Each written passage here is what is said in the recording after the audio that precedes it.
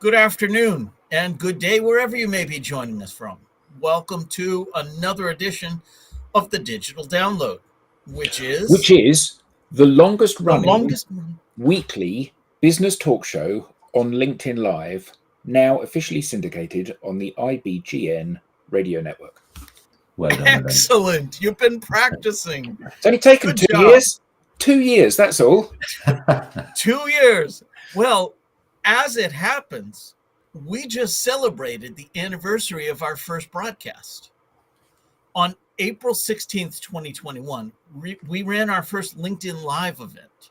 Wow. Beyond the show, talk about our clubhouse show, Social Selling and Influence.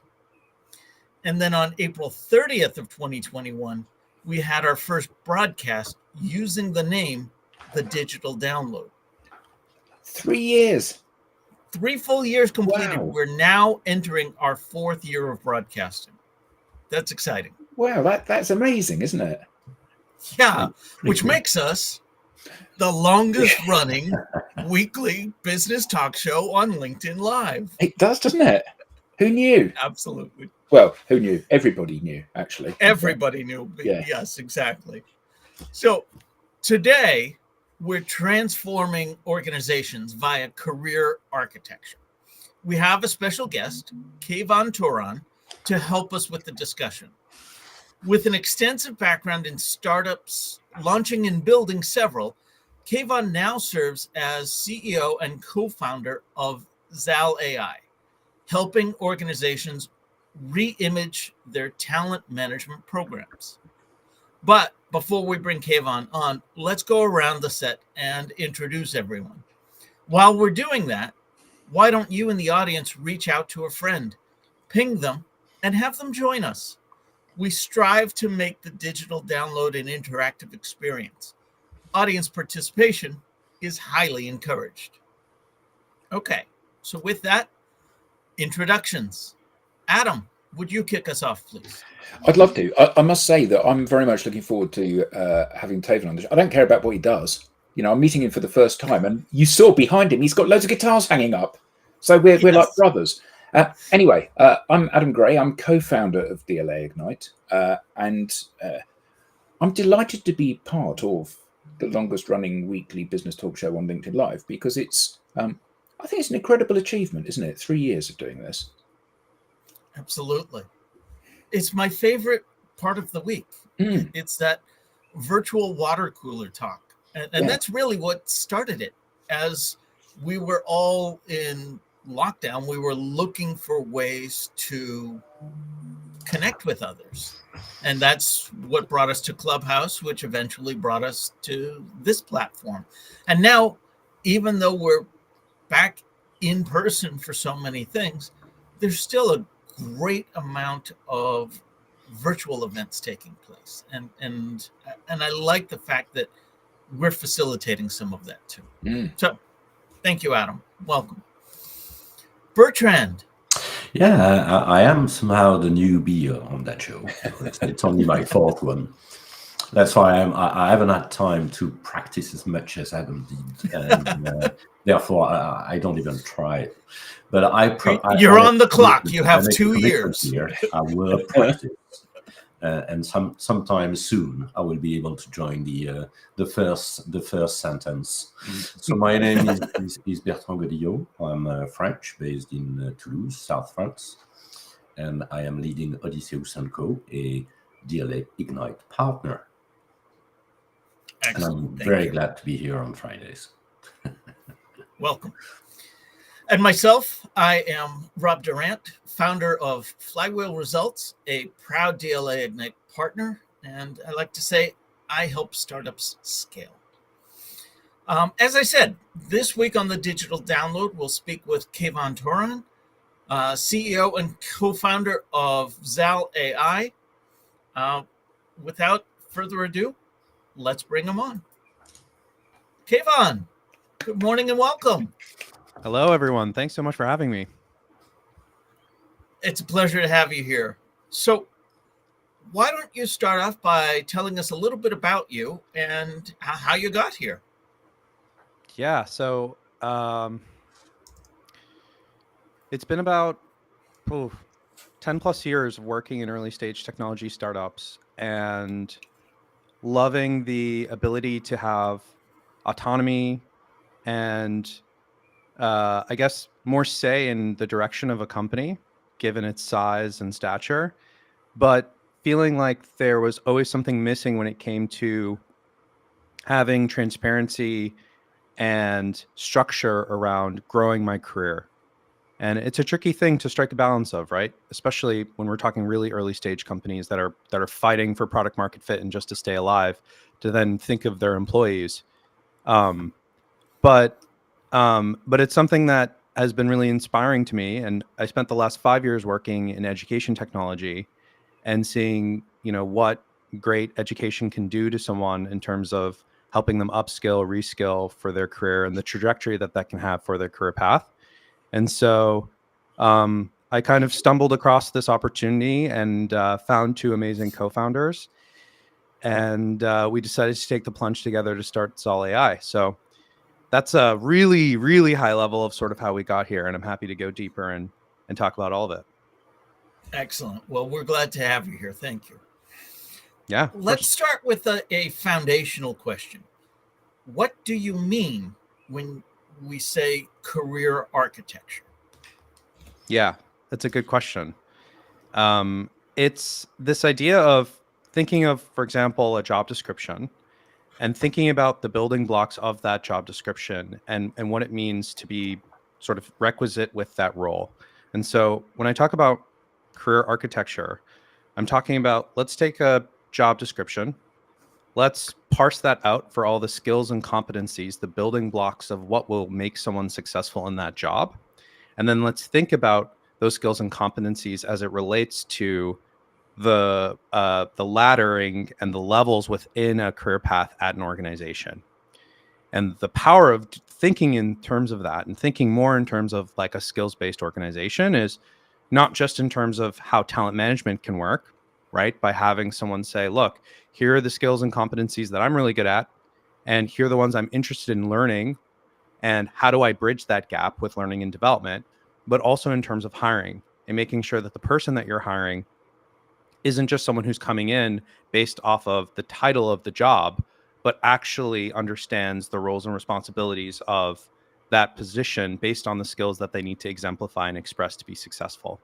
And so what I've found is that a lot of the companies that I've worked for struggle to do this. It's hard work. And so, but it's very important work when it comes to actually being able to hire effectively, upskill effectively, retain effectively, engage effectively for your workforce. And so that's what I talk about when I say career architecture.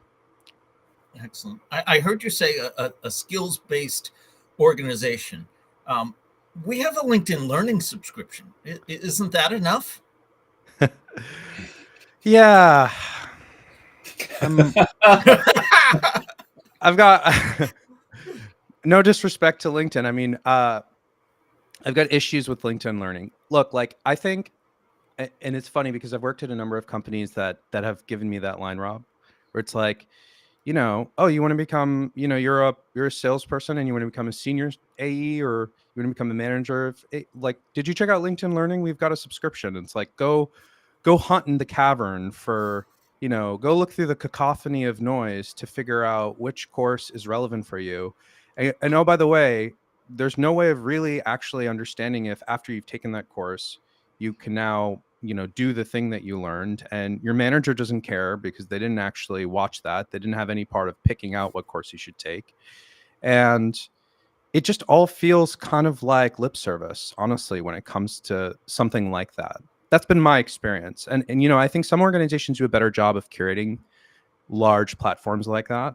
But this is very near and dear to my heart because before I started Zal, I actually built a lifelong learning platform at my last company that I co-created with the CEO. And we actually set out to solve some of the challenges that we see with things like LinkedIn Learning, Coursera, edX. But that organization was very focused in working directly with universities. What I thought was sort of the big problem to solve is working directly with the organizations, the companies themselves, and almost setting them up to be ready to implement effective learning and development. It's sort of this contextualization layer that's been lacking. The world doesn't need a Python 101 course. Like, we don't need more content. This isn't Netflix. We need better contextualization. We need better assessment. We need better measurement. And then we'll be able to precisely recommend, diagnose, and use the cacophony of content much more effectively. Things like LinkedIn Learning. So you got me started, Rob. Sorry. So can I pick up on something that you said there? So certainly in my experience and I've not ever run a large business that has required to hire many people, but from an outsider's perspective, as being hired into organizations and from seeing other people come and go from organizations, the problem often, as I perceive it, is ignorance in the organization. So they have a job description, they've hired somebody based on that job description. It hasn't worked out because they've hired exactly the wrong kind of person. When they fire that person, they then go back to the filing cabinet, they take out the job description that hired the person that was useless, and then they put that out to recruitment consultants, and they hire someone who's exactly the same, that's got all of the same neuroses and problems and stuff. So how do we break that cycle? How do we break the cycle of me as a junior person hiring you as a senior person when I can't possibly comprehend the value that you should be bringing to the organization? How do we remap how organizations choose people, and then how do we make the people fit for purpose? It's spot on. And it's been the same experiences that I've seen over and over again. And so I think it's a combination of education and people coming together and sort of figuring that out. I can talk about that. As well as I think there's an opportunity for technology to help in regards to this. So in terms of the people coming together and figuring it out, or actually, let me start with the technology. Let's say we can get 70% of the way there by way of all of the job descriptions that are already out there in the world. These are public artifacts, right? So what we're doing is we're ingesting tens and thousands of job descriptions from APIs that are available from job boards. And we can filter those based on industry, based on title.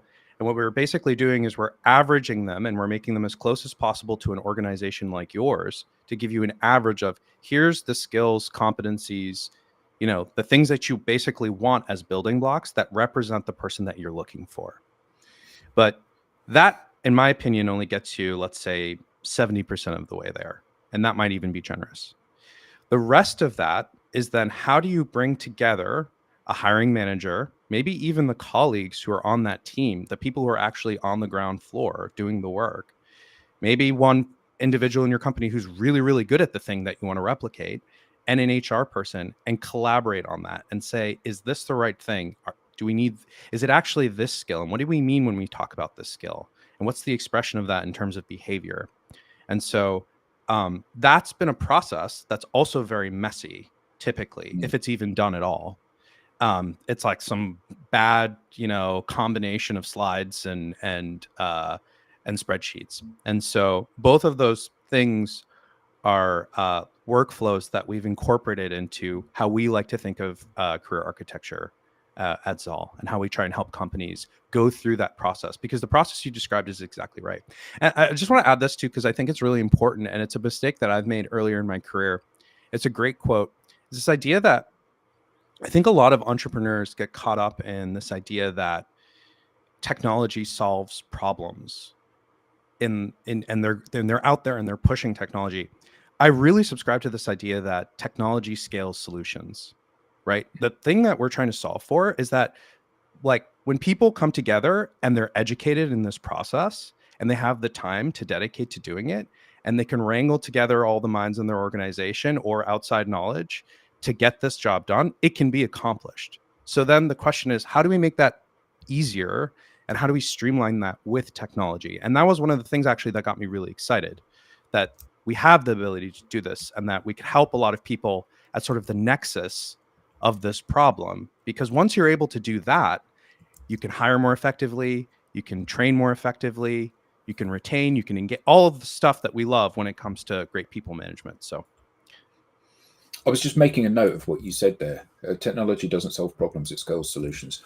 I think that's a magnificent quote, because it absolutely sums up an issue that we are coming up against all the time, which is people think that I'll buy this piece of software and then all of a sudden we'll have pipeline. And actually you won't, because that's not the way the world works. And I guess that when we're looking for simplification and efficiencies in things, we need to have the basic understanding of what the process is that we're trying to improve or to replicate or to scale or whatever. We have to have that very clear and a working model of that before we press the button to go large. Because if you supersize something that's broken, you just end up with a big problem rather than a small one, don't you? Yeah, that's so well said. Yeah. So, Kayvon, what are the key components of an effective career architecture framework? Gosh, such a good question. Yeah, I mean, the truth of that answer is that it can be very different depending on the stage of the organization, the industry that they're in. What I will say is that there's a combination here that I think is really important for organizations to think about. And I think the first thing is, and Adam sort of spoke to this, is the education component of realizing that this is a framework that you should be thinking about when it comes to how you're structuring your organization. That's like probably the first and most important step. I'm writing a blog post right now with one of my co-founders that's called "Is Ignorance Bliss?" And what we don't know and how that's applied to skill gaps in particular, but it's very applicable here too when we think of the architecture of an organization and how we want to set things up for growth. I think what we've seen is that a lot of companies, as they're cresting over, let's say 100 employees, that's just like the very bottom of sort of like where this could be applicable for them to start thinking of. And there are organizations that are, for example, like a service-based organization, an agency model with billable hours. It's incredibly important for them to manage their workforce and the time of that workforce, because that's the whole business. And so they might be thinking about these things earlier. But let's say like a organization of 100 people, they're just starting to think about the compliance impact of their organization, its size, and needing to have more structure in terms of talent development, et cetera, hiring practice, et cetera. So for them, that would be a great time to now think of, okay, let's really break down the architecture of our career pathing at our organization. So let's look at all the roles as they relate to one another. Let's think of within a particular career path, just linear, like in a linear sense within one department, take one job like account executive and how that ratchets up through the levels. What is the bundle of skill and competency that's requisite with each one of those roles? How do they relate to one another? And now let's think about, for the gaps between those roles, what are the things that need to happen? So of course it might be performance goals, but it might also be, things that we must learn. And for the things that we must learn, or for the performance goals, how are we applying our learning and development program to meet that gap for these individuals, so that we're not necessarily helping everyone move up that funnel, because that's not also the goal of every individual, but we're helping all of our employees feel supported and fulfilled in the work that they're doing. And that even if they want to stay, for example, at their current level, that they can continue to get better and better at it, like a little bit at a time. I mean, I think that's what we as humans find valuable in a career. You don't need to be a craftsman to sort of benefit from that like ikigai type of thinking. Like, we just want to feel that we're not, I guess, completely static. We want to feel some dynamic feeling when we're at work. And so, yeah, those are just some ideas laying out some foundation of how we could start thinking about this. And it's surprising that it isn't more commonplace. But it strikes me that this is a business rather than an individual problem primarily, isn't it? Because most of the companies that I've worked at have promoted people either because the person was potentially going to leave. So you're the top performing salesman, Kayvon. So how am I going to reward you because you're at the top of your pay pyramid? Okay, well, I'll make you a sales manager. So I'll take all of the skills that you've developed and demonstrated superiority at, and I'll say, you're not going to use those anymore. You're going to manage people that are using those skills. like how those two are completely divorced from each other. There's no relevancy there. So it's either that, or it's the fact that, oh, I've got a new opportunity for you. I'm going to move you into this department. You can grow into the role. It's like it's just lunacy, isn't it, to expect people to perform well under those circumstances? You know, that it strikes a thought with me. I had this great conversation with the chief people officer at Zapier. And a program they are really proud of at Zapier culturally is their offboarding program. They invite their employees to tell them, if, look, I'm interested in this role. I know that it's not realistic for me to have it at Zapier. And you know what? They support them in helping to find that role. And now all of a sudden, there's transparency in that process. So instead of getting to that last second moment where now let me rush to backfill this person, oh shit, or sorry, I don't know if I can say that. No, you can say shit on here. It's fine. Or and you have that moment, or you think, oh, let's just make them a manager. There's a little bit more transparency in the process that I think you're right. It is an organizational problem. It's a cultural problem. It's that's how we've always kind of done it way. And look, I understand. I'm not like delusioned in thinking that the purpose of HR is in service of the organization, in service of the company. But I think the greater point is that by doing well in this regard, you are actually doing a good service to the company. And you might have to like veer to the left first to go back on course to that mission. But it's a really important veer, because this is, it's the lifeblood of your company is the people. So what would you say are the biggest challenges, I would say, because everything I fully agree with what you just said, and I think it's kind of common sense that if you do your work correctly as an HR, then you are serving the company. So what part of change management does that require? Yeah, it's a great question. And change management is one of those things too that, like, going back to like technology, like that's a hard problem to solve with technology. And so I think that that's a combination of like your company, your brand, the content that you're putting out there, the mission behind what you're trying to do. And the nice thing is, I think at the end of the day, this type of change management, there are a lot of professionals in the workplace that understand and value it. That's been my experience. I've spoken to hundreds of L&D leaders, and I'd say by and large, a lot of them are passionate about this idea, because they're doing that role because they want to help people grow. They want to see people find fulfillment, be successful in their work. And so I think the change management, there's a few different people that I think it's tricky to educate this piece on, to really get this to work. One is the managers, and maybe we can hone in on that a little bit.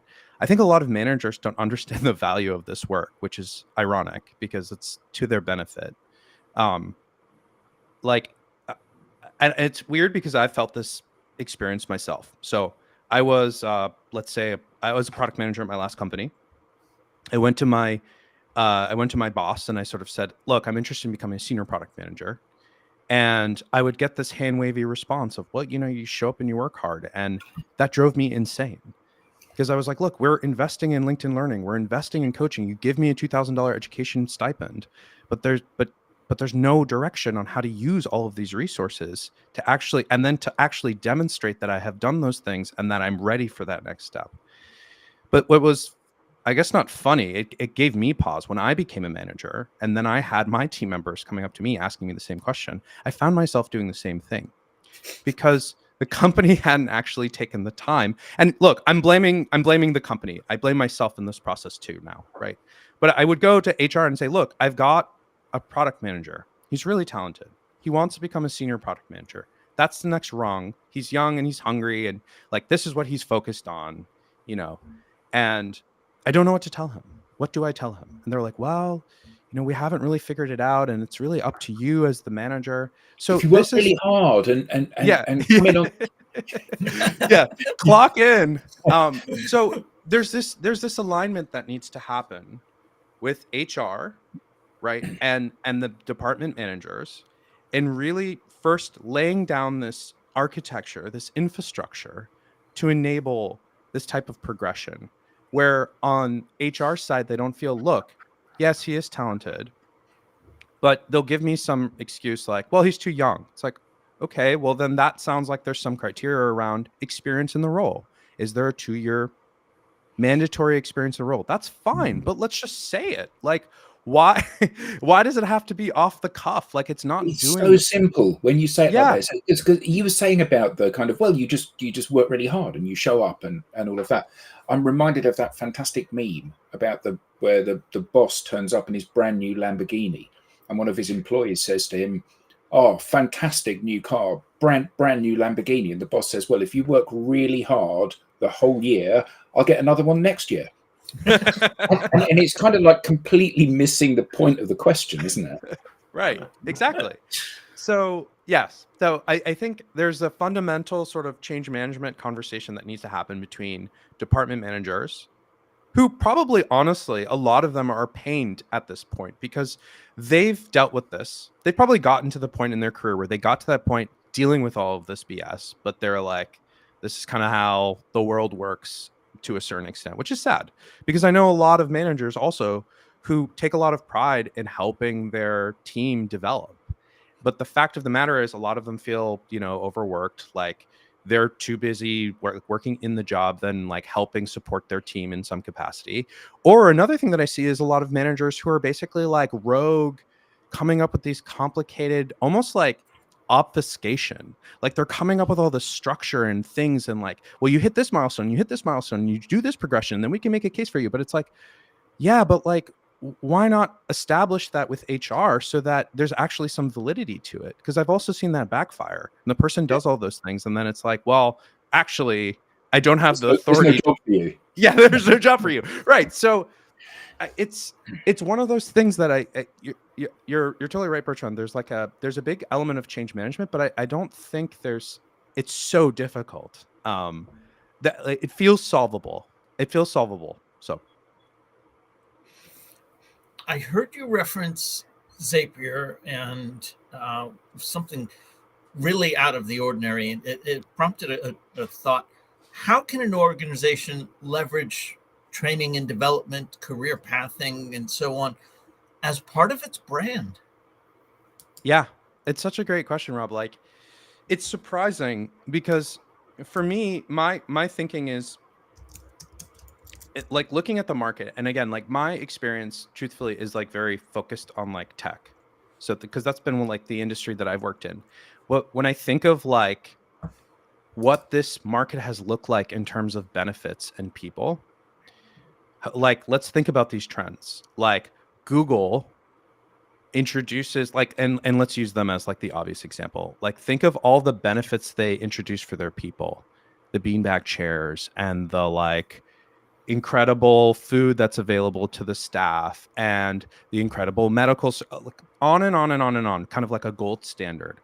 What did we see in the market? Well, for startups to compete with those larger companies, there's a trickle down of those benefits. And they can't introduce all of them, obviously. That's one of the competitive advantages of being Google and being able to attract talent and also being able to pay very large salaries. But it's a part of just this trickle down. It's natural. How do I compete with Google, Facebook, Netflix, etc. when it comes to hiring? I need to incorporate some combination of some of these benefits.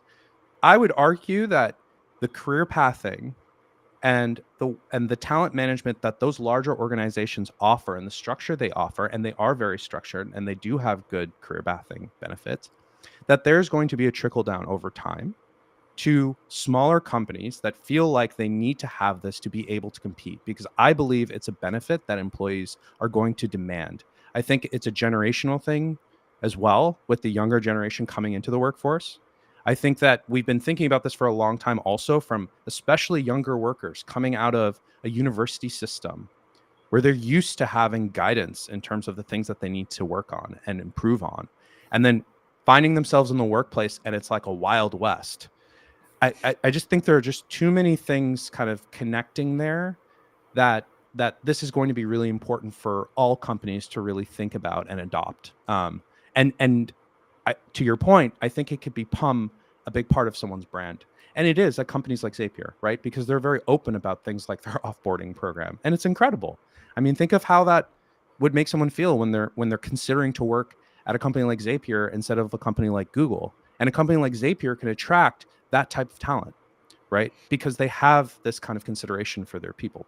These are my beliefs, but No, I think they're absolutely right. I think what's really interesting is that, I am from that older generation, and for me, you turn up in the morning and you clock in and you do your work and then you clock out. Well, actually, it's my business, so I don't clock out. I'm working all the time. But it's a very big mind shift, and there are so many horror stories that I've seen in my working life, but also I've seen in I don't know if you've seen the Netflix documentary on David Beckham, where he's I playing. haven't actually seen that one yet, but I want It's to. it's well worth a watch. Okay. And anyway, he's playing at one of these clubs, and he has a lunch with the guy from LA Galaxy, and then he turns up at training the next day, and the coach says, "You had a lunch with the guy from LA Galaxy. You're not playing anymore for us. You're going to be on the bench for the rest of the season." And Wow. it's kind of like, I think for people of my generation, the fear is that if my boss gets wind of the fact that I'm thinking of going somewhere else, that's basically, it's a race for who gets to the door first. Either, I'm going to walk out the door or he's going to push me out of the door. But it's like, we're both going to be moving in the same direction. And that's incredibly unhealthy, because people do move on, and you want them to have a good feeling about the company they've worked at when they move on. But also, if you're open about it, I can tell you that the reason that I'm leaving is simply the coffee isn't good enough. Okay, well, we can sort the coffee out if that's the. Do you know what I mean? It's like, and for sure. It won't be just the coffee, but you know what I mean. It's like these issues are then addressable. It will be a much worse place if you leave. What can we do to make you stay? But if that comes at the point that you've already got a job offer and double the salary somewhere else that's closer to home, the ship has sailed, hasn't it? Yeah, and by the way, it's not just. I love that analogy, and it's not just for that one individual. I mean, I've been a part of offboardings at a bunch of companies where I'm already disgruntled, and guess what?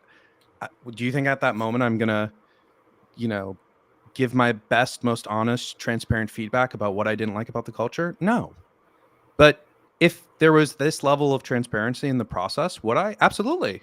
Why not? Because to your point, I might feel like they'll actually solve for it. But also, to Rob's point about a brand, now all of a sudden, everywhere I go, I'm going to speak highly of that organization that helped me sort of take the next step in my career. They can take that feedback and choose to incorporate it into their people culture or not.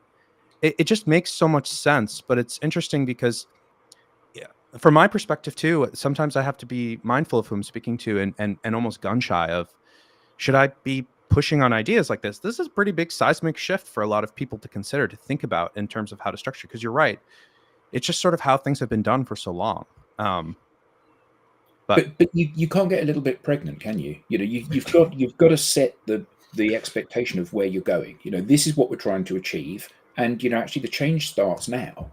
So, when we're hiring people and when we're setting up processes and when we're deciding on a vision for how we're going to execute within this particular division of the organization or this dysfunction within the organization, this is what good looks like. Yeah. And I think so often people go through, I mean, we see it because we deal a lot with sales departments, and they're trying to put a Band-Aid on something which is fundamentally broken. Yes. I love jokes as analogies. It's like the guy that's driving through a strange town and he winds the window down and he says, "Can you tell me how to get to Main Street?" And the guy says, "Well, I wouldn't start from here if I were you." And actually, that's where most organizations find themselves, isn't it? They've got these processes that have been built up over years or decades or even, generations. And that's just how we do it here. Yeah. And actually, we need to start, in many cases, with a completely clean sheet, don't we? I think so. Yeah. Yeah. So I heard you say the first step is acknowledging that you have a problem. That sounds rather familiar, but we'll move past that. Next, I heard you say that about 70% of the way there is gleaned from publicly available information. It's somewhat the same for everyone. Yeah. What does that other 30% look like, or what could that other 30% look like? Realizing, of course, that it's going to be customized for each organization, but can you give us still some generalizations about what that might look like for a given company? Yeah, I mean, I think it's a combination of, we were talking about this briefly, but basically truly understanding the nuance of the role is what's like, I think, so valuable. And when we and so the process would look like, for example, an HR manager has this 70% already defined and visualized, and then they can share that with a subject matter expert within the company. They can share it with the department manager. They could share it potentially with an employee that they sort of want to replicate in terms of skill profile. And you can think of it as almost like a collaborative process where you could share that visualization with them, and then they could edit it by saying, or make suggested changes by saying, hey, these are the things that I think are missing here, or here are some things that you've included that I actually think are not requisite, that are not important. And so it's a very collaborative process. What we found, though, and then pulling the thread on that process, is that a lot of the individuals I just mentioned, the manager, the subject matter expert, the star player, they don't really understand what they're doing. And so creating a highly guided experience for them that is essentially like explaining step by step what they have to do, and also allowing this process to be done asynchronously, are two things that are very valuable. Because typically what this process looks like is someone from HR trying to sit down in a series of painful meetings with a bunch of people, asking them to look at something and on the fly react to it, and then them say, well, I don't know if that's right, or I don't know if that's wrong.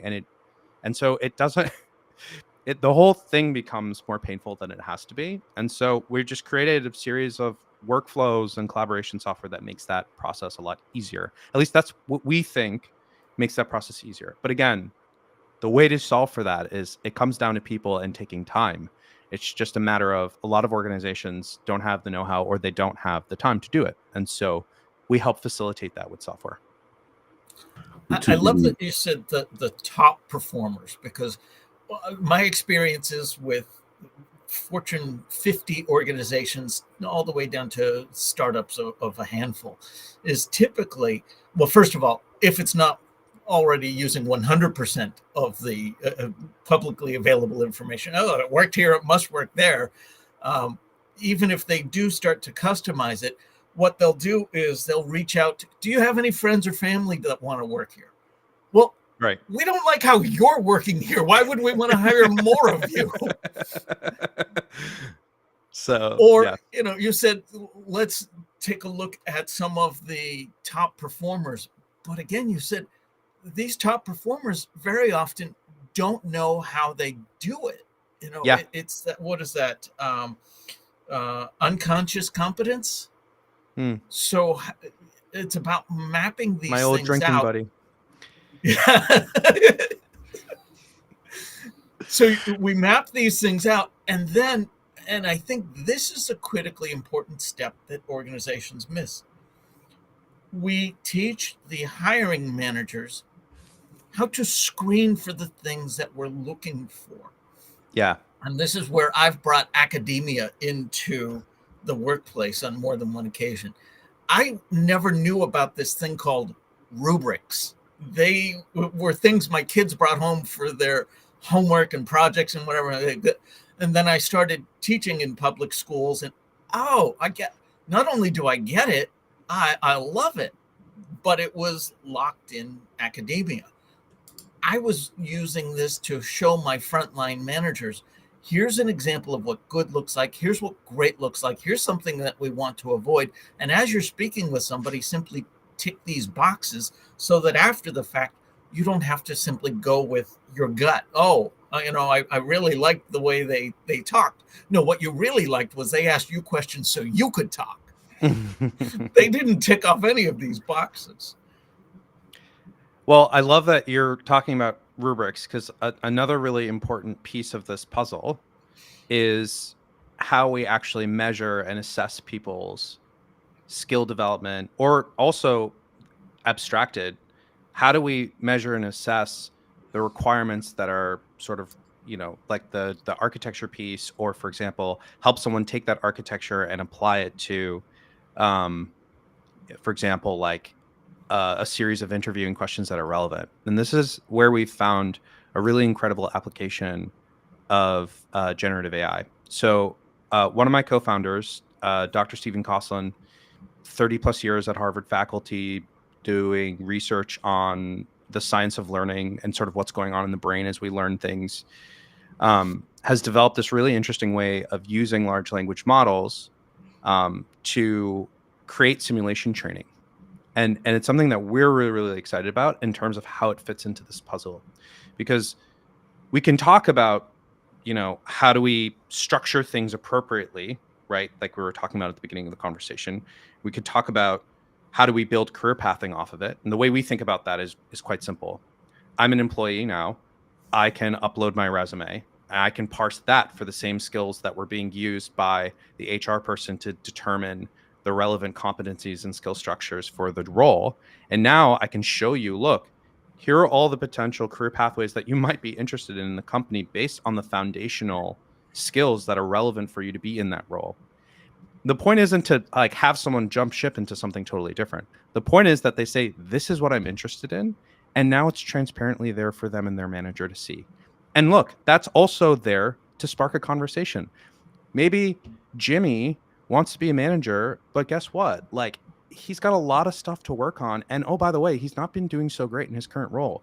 That's a great moment for a manager to be empowered to have a conversation about the things that are lacking. Like, let's create that moment in time for us to have a transparent conversation around this. But I'm speaking to this because you were talking about the rubric piece. So now let's talk about the competencies themselves, right? There's probably some gap there between the role that you're currently in, the one that you want, in terms of your proficiency in the requisite competency and skill. Well, with a rubric that clearly defines what it means to be novice, proficient, mastery of some sort, we can create simulations that feel hyper realistic based on your job title and based on the industry that you're in. And so Kayvon could have a realistic conversation. Let's say he's a software engineer with his product manager in having to discuss how to actually refine requirements for a new feature. That's a really common scenario that lots of software engineers are probably used to experiencing. And so how can we then analyze that transcript, that interaction, based off that proficiency rubric to say, look, based on the rubric and how you responded, because the AI is going to be the product manager and Kayvon, you'll just be yourself as a software engineer, and we see how you deal with this dynamic scenario. Here's how you performed. Here's where you were lacking. And if you have a learning catalog, here's the course or the coach or the person we recommend you speak with or the thing you should learn in order to improve that. And oh, by the way, that's all transparently available to your manager so that they can see what you're doing through your professional development. So that's like one really targeted example of using a rubric. But you're right, Rob. The same technology could be used, for example, for a manager to do a simulation training to basically talk with a future candidate. And you could even flip it around. There are so many cool things you could do with that, right? How about we flip it around? Manager, I want you to be the applicant. The AI is going to ask you some questions. Which ones were good based on your perception? Which ones were bad? Why were they good? Why were they bad? Like, there's such an amazing opportunity, I think, right now with some of these technologies to not just do rote automation or oh yeah, you just click this button and everything's up, but actual human augmentation of how we think about these processes and breaking them down and doing a rethink on how we do some of these things. I think there's incredible opportunity out there for that. So you got me started again. I think I can see it, but I want to get your take on this. Something you said just sparked that. How does the concept of this career architecture support an organization's DEI, diversity, equity, and inclusion efforts? I mean, that's been a big part of it since day one too for me. I mean, I think having this transparency in the infrastructure that we're talking about and being able to transparently show all these things is a big part of DE&I, because without it, and by having sort of an obfuscated process, how can you actually have a true meritocracy in terms of promotion? I mean, because it's just, when it's a black box and that person got promoted and that one didn't, I mean, how is that equitable in any sense? I think the point is, we're not saying that if you do these things, you get promoted. I think the point is that this is an objective data point. Here are their performance. That's always been a part of the case. But here's also another data point, an objective data point, in terms of, here are all the things that they were supposed to learn on top of doing their job. Here are all the things they did to learn it. And here are some amazing assessments that they took, that they actually had the closest thing possible as doing the job, right? That we could basically create as another data point to then consider them. And then you could stack up those people and say, which one is most fit for the next step in their career at this company. That's sort of the vision for how that process could work. I love what you said a little while ago about how you can have these suggestions put in front of you. Here's the course that you need to learn. Here's the coach that we suggest you speak to. And then your manager gets to see that you're doing that. So your manager has said to you, look, Kayvon, you're not performing particularly well in these areas. And then a week later, I can see that you're doing something to address that you've taken the learning things and you've spoken to a coach about this, or a counselor, or whatever it may be. And that's just incredibly open and helpful to people, isn't it? Both the company and the individual. Yes, and I think there's a secret sauce here in terms of, how do we directionally align the organization's strategic goals with the individual career goals of an employee, right? Like, that's where I think there's like a magic type moment to happen. And it's, that's a big problem that we're thinking about actively, in terms of how to apply all of these concepts that we're talking about. The three core pillars of what we're doing is career architecture, pathing, assessment. And the vision is, how can those things align the strategic objective of the organization and the individual career goals? I think that's where there's something really, really exciting. And I think right now we're doing a really good job at the individual level of the manager and the employee.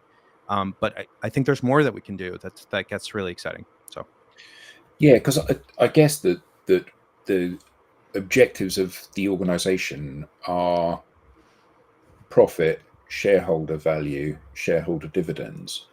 And actually, and me making you a happy employee does not help me deliver. Me whipping you harder so that you end up selling more stuff drives profit. And actually, if we can break that connection, so that organizations see that happy employees that are smiling more perform better. And if they stay longer in the organization because they're not constantly looking to jump ship before they get fired, then they are productive within the organization for a longer proportion of their total employment time. And I think that tying those things together is crucial for organizations to see that, they've been copying the wrong homework for 2 decades. Yes, I love that. Perfect. What are the things that AI cannot help with in this process? Well, I think it's really there's so many things, just to be totally clear. And this is like another topic that you'll get me going on, but I want to like make this cogent for your audience, but I also there are so many things streaming in my head. I'll say like a smattering of things. One, I think it's incredibly important in terms of how we think of the UI and like the UX of these products, in being incredibly clear when there's a moment of generative AI in use. And I think a lot of people think, well, it'd be obvious if I'm talking to a chatbot. Well, I think some of the more powerful applications of generative AI are when they're much more subtle. So when I'm looking at a definition of a skill on our platform, we actually used a workflow where we took the data from Wikipedia on the definition of that skill and then used generative AI to create a more comprehensive description of it. Now, that's like one very small feature of what our product does or how it represents that information. But I think it's really important that we make it clear to someone that this was created through generative AI for a variety of reasons.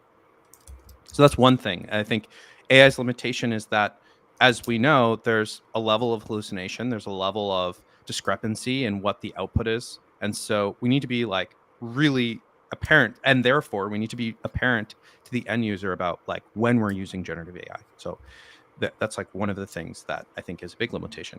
I think another big limitation is that we shouldn't fool ourselves into thinking that just because an AI makes a recommendation, that's necessarily the end all be all, and we stop there. For all of the things that we're talking about, especially for something like assessment, because assessment is so important, in my opinion, you don't want the end result to just be completely produced by a machine. You want the end result to help a human make a more informed decision around some of these things. So it becomes a data point in the conversation. It doesn't become the conversation. So I think that's a major limitation that we should be careful about. And I think that's really important. Another really important thing is when we think of the ethics of like AI and applications. So it's been proven if you give artificial intelligence or I forget if it was ChatGPT in particular, but if you give a large language model a name or a gender and a role and tell it like what this person should earn, it can be different if you give it a name of a particular ethnic background or you tell it that you're female in a STEM field. Or there are lots of more specific examples, and I'm kind of botching it. But so for us, it becomes really important then that we're not feeding that information into the large language model's consideration as far as how it's producing either the assessment, but also a result and an analysis on that assessment. And so, there are lots of things that we've uncovered in this process, not only from reading information, but also from building, which is like, I think really critical. If we're going to get an understanding of the limitations of this technology, then we need to be promoting people to start building with it, tinkering with it. And that's how I learn best. So that's a snapshot. There's more. Awesome. Kayvon, so many more questions, so much more that we could talk about. This has been a fascinating discussion, but we're coming up to the end. So tell us, how can people learn more and how can they get in touch with you? Yeah, I mean, go check out our LinkedIn page, zal.ai, zal.ai. You can also go to our website. It's the same URL. And also feel free to reach out to me, connect with me. The thing that gets me really excited about this company and the community that's available here is it's not just the learning and development or HR folks who are commonly thought of as sort of the stewards of a lot of the work that we're talking about.